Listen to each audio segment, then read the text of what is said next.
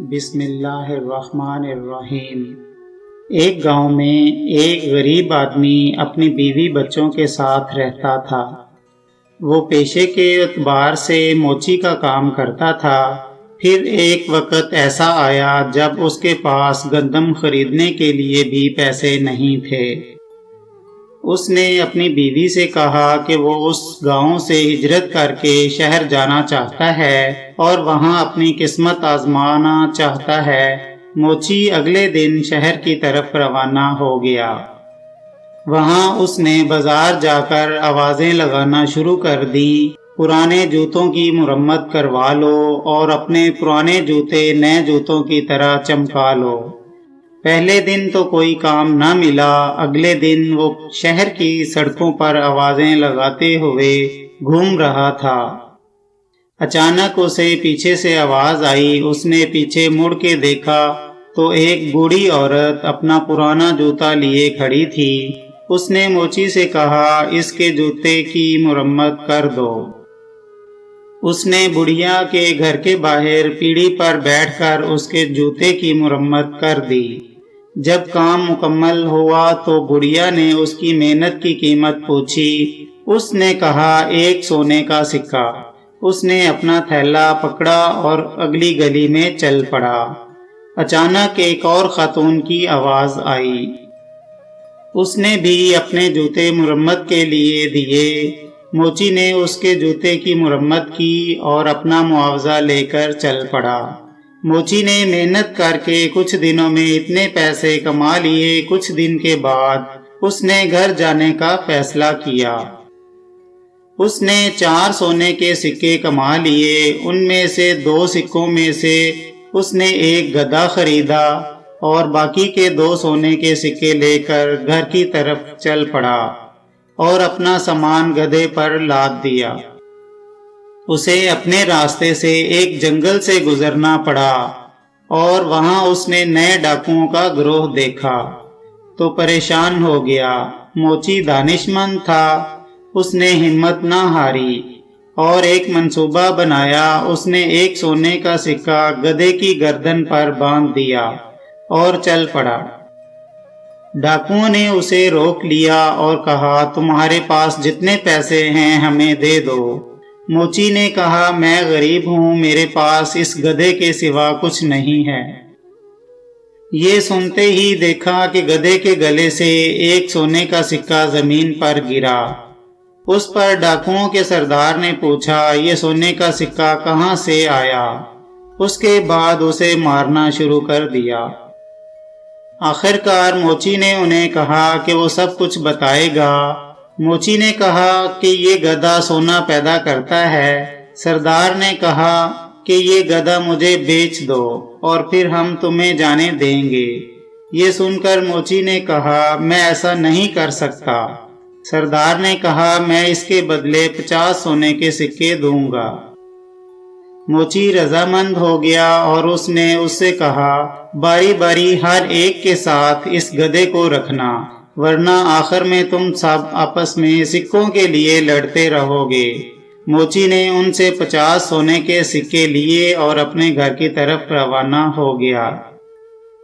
موچی نے سونے کے سکوں سے پولٹری فارم خریدا۔ دوسری طرف چور بھی اپنے اڈے پر پہنچ گئے تھے۔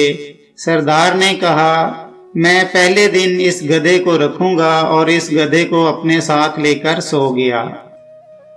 اسے یقین تھا کہ میں امیر ہو جاؤں گا، پر جب صبح آنکھ کھلی تو سونا نہ پایا۔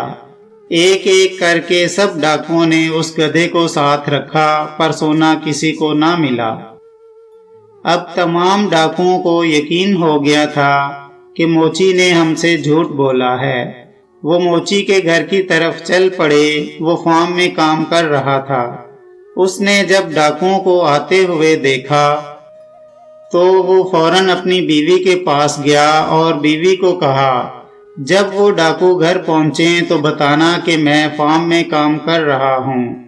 جب ڈاکو آ گئے تو اس نے ایسا ہی کہا، اور ہمارے کتے ٹومی کو مجھے بلانے بھیجنا۔ جب ڈاکو پہنچے تو بیوی نے ایسا ہی کیا، اگرچہ موچی گھر کے پیچھے بیٹھا انتظار کر رہا تھا۔ جب ٹومی اسے بلانے کے لیے دور گیا، اتنے میں موچی گھر کے پیچھے سے آ گیا۔ یہ دیکھ کر ڈاکوؤں کے سردار نے پوچھا، تم نے ہمیں دھوکہ دیا ہے، یہ گدھا سونا نہیں دیتا۔ اس پر موچی نے کہا، آج میرے پاس جو کچھ بھی ہے اس گدھے ہی کا دیا ہوا ہے۔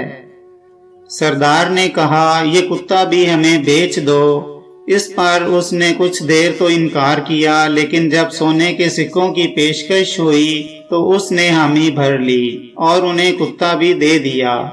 جب کتا لے آئے تو ڈاکوؤں کے سردار نے اپنی بیوی سے کہا، میں باہر جا رہا ہوں، جب کوئی بلانے کے لیے آئے تو ٹومی کو بھیج دینا۔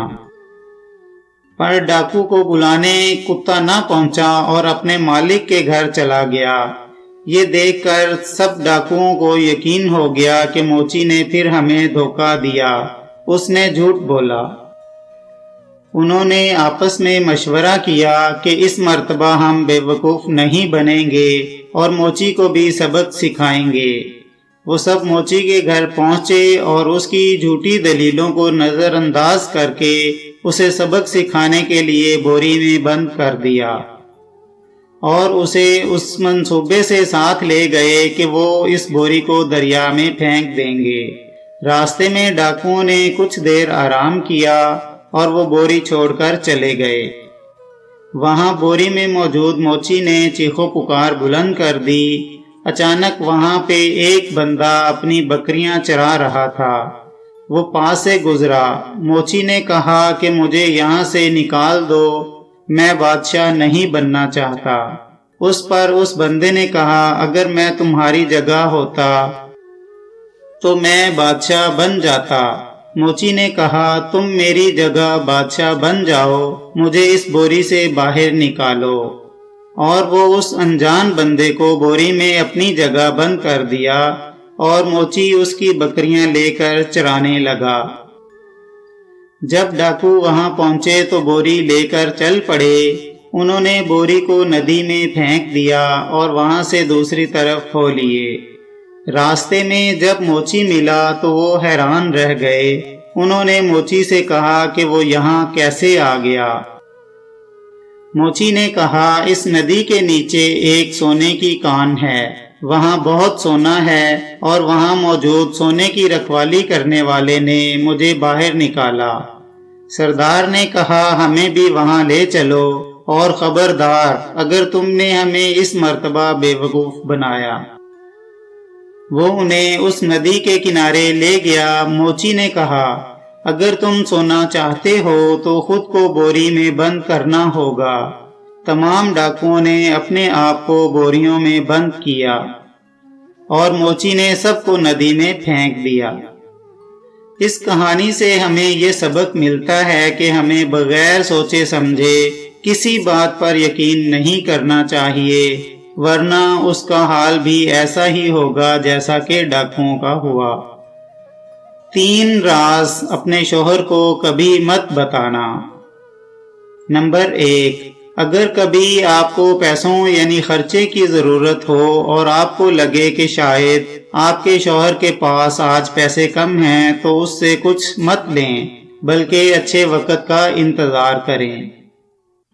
نمبر 2، اگر آپ کا دل دکھا ہو کسی بات پہ تو ہر بات پہ شوہر کے سامنے آنسو مت بہائیں، اس طرح وہ سمجھے گا کہ آپ بہت بزدل اور بہت کمزور ہیں۔ نمبر 3، اگر شوہر کی والدہ سے کسی بات پر بحث ہو جائے تو اسے شوہر کو مت بتائیں، بلکہ خوش اسلوبی اور احسن طریقے سے اسے خود حل کرنے کی کوشش کریں۔ ہم اتنا زور اپنے آپ کو درست کرنے میں نہیں لگاتے جتنا زور دوسروں کو اپنے سے زیادہ غلط ثابت کرنے میں لگاتے ہیں۔ مخلص رشتوں کو مجبوری میں بھی ضائع نہ ہونے دیں، کیونکہ مجبوری تو ختم ہو جائے گی لیکن رشتے دوبارہ نہیں جڑیں گے۔